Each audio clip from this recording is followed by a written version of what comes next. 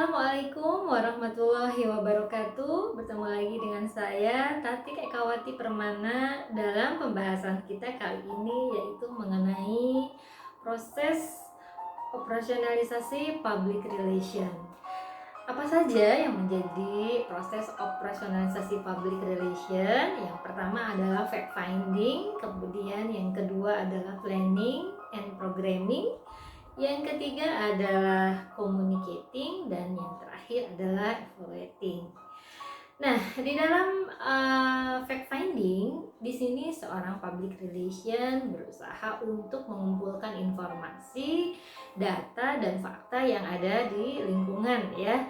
Nah, pengambilan informasi ini bisa dilakukan secara formal ataupun informal ya.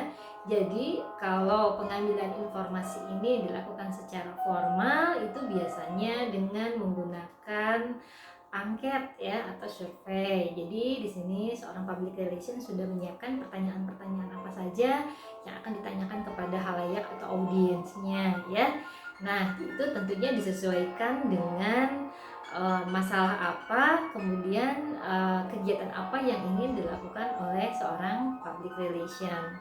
Yang kedua adalah kegiatan pengumpulan data secara non formal ya. Nah, ini biasanya dilakukan dengan cara wawancara atau ngobrol santai. Bagaimana di sini seorang public relation itu mengambil data atau mengorek keterangan atau informasi dari audiensnya.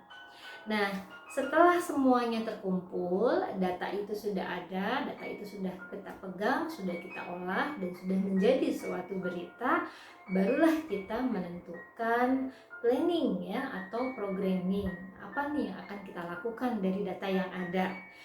Nah, planning ini penting sekali. Pertama itu kita harus bisa tentukan apa tujuannya ya. Untuk apa kita melakukan kegiatan ini. Kemudian yang kedua adalah tentukan bentuk komunikasi ya, bentuk komunikasi yang akan kita lakukan ya. Nah, bentuk komunikasinya ini bisa bentuk komunikasi yang kecil dalam suatu kelompok, atau bisa bentuknya itu komunikasi yang lebih besar ya kepada massa ya. Nah, kemudian kalau memang besar, media apa yang kita gunakan ya? Bisa media elektronik, cetak, bahkan media massa ya. Nah, kemudian kita akan tentukan juga publik mana yang menjadi sasaran daripada informasi yang akan kita berikan ini. Tentukan dulu publiknya ya. Nah, penentuan publik ini sangat penting untuk menyesuaikan konten atau isi atau materi yang akan kita berikan kepada audiens kita. Nah, kemudian setelah itu kita harus juga menentukan efek apa yang akan kita harapkan dari komunikasi yang kita lakukan ini ya. Apakah kognitif, apakah afektif ya, apakah keduanya. Nah, ini di dalam programming ini kita tentukan. Kemudian yang paling penting adalah waktunya ya. Kapan waktu yang tepat? Nah, tentunya ini kita mempunyai pilihan ya, mempunyai analisis juga yang menentukan kapan waktu yang tepat kita melancarkan komunikasi ini ya, melancarkan materi dari pesan ini. Dan yang terakhir yang paling penting adalah anggaran. Berapa anggarannya? Anggaran ini penting untuk kita tentukan atau untuk kita rencanakan supaya efektif ya. Jadi tepat guna dan tepat sasaran. Nah, program ini yang dilakukan oleh PR itu bisa ada dua ya. Yang pertama adalah program secara rutin yang kita lakukan secara berkala ya, dengan waktu yang tetap. Ada juga yang memang sifatnya itu insidental, jadi hanya sekali saja pada saat terjadi suatu masalah. Dan biasanya hal ini mendesak ya, ada sesuatu masalah yang besar yang perlu penanganan dengan cepat. Nah, disinilah PR yang memang harus betul-betul peka, kemudian aktif dan kreatif.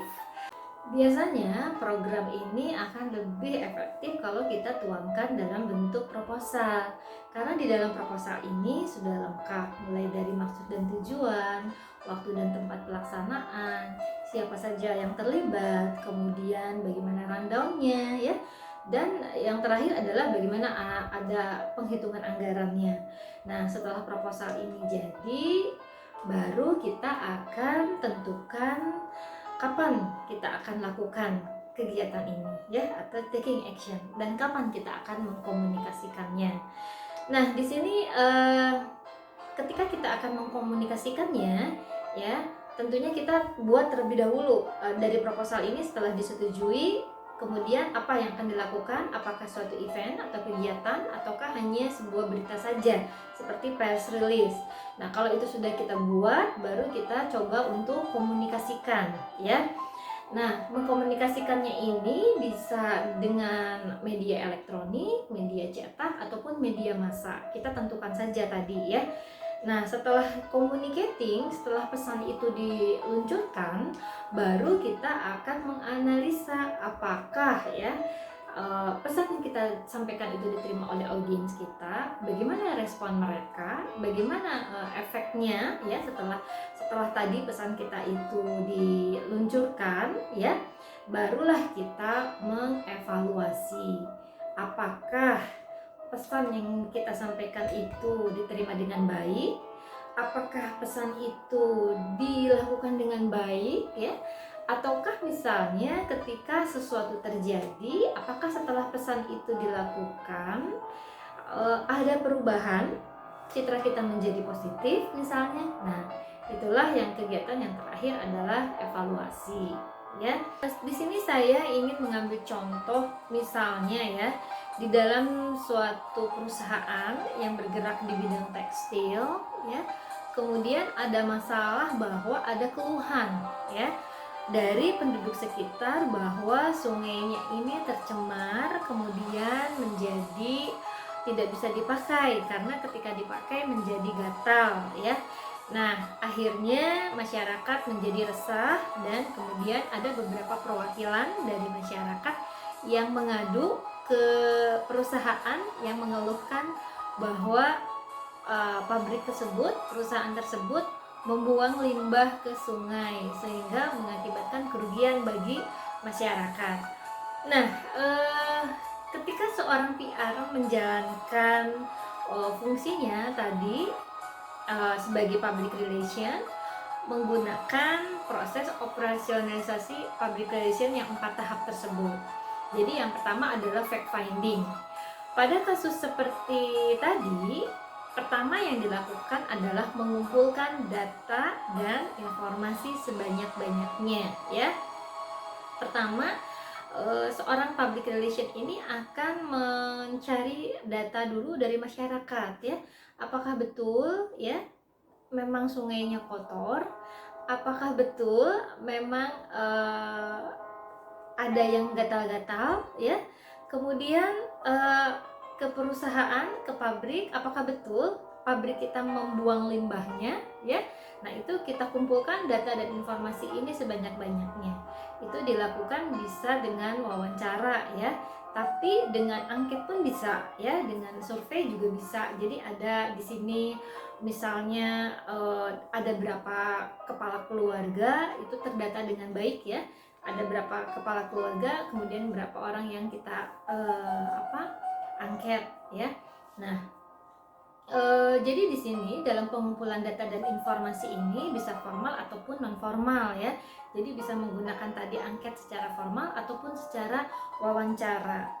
Nah, setelah kita mengetahui dengan jelas apa fakta yang terjadi di lapangan ya, bagaimana informasi yang kita peroleh, barulah di sini kita akan membuat suatu planning ya, atau membuat suatu program.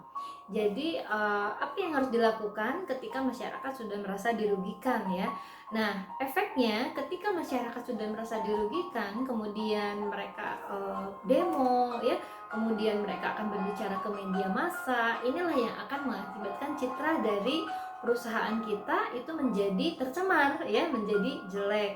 Dan yang lebih parah lagi adalah nanti akan ada teguran-teguran dari pemerintah ataupun mungkin sanksi penutupan dari operasionalisasi pabrik tersebut. Nah, maka dari itu seorang PR di sini hadir untuk membuat program-program bagaimana menyelesaikan permasalahan tersebut.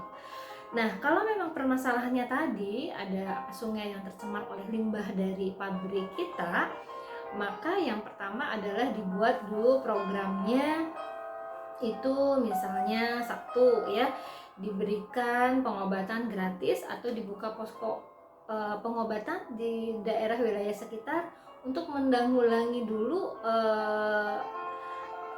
warga-warga yang memang terkena dampak daripada limbah di sungai tadi ya.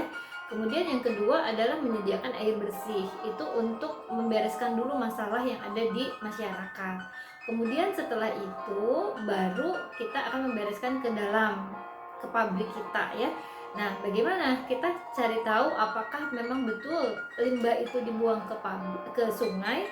Kalau memang betul limbah itu dibuang ke sungai, maka kita akan berkoordinasi dengan yang ada di pabrik ya, untuk bagaimana caranya supaya tidak lagi membuang limbah ke sungai dan mengolah limbah ini secara benar ya. Nah, program-program tadi itu biasanya kita tuangkan dalam sebuah proposal ya. Nah, jadi di situ di dalam proposal itu sudah rinci, sudah detail apa saja macam programnya ya. 1, 2, 3, 4, kemudian siapa saja yang terlibat, apa maksud dan tujuannya ya. Kemudian kapan pelaksanaannya, dan yang terakhir yang paling penting adalah berapa biaya yang akan dikeluarkan oleh perusahaan untuk menanggulangi masalah tersebut ya. Nah, setelah proposal itu diterima oleh manajemen, kemudian disetujui, maka langkah selanjutnya adalah melakukan aksi ya, atau take action and communicating tadi ya. Jadi dilakukan program tadi yang sudah disetujui, kemudian dikomunikasikan juga kepada masyarakat.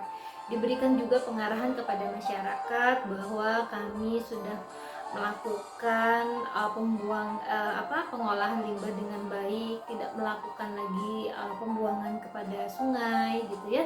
Nah, itu dikomunikasikan dengan baik.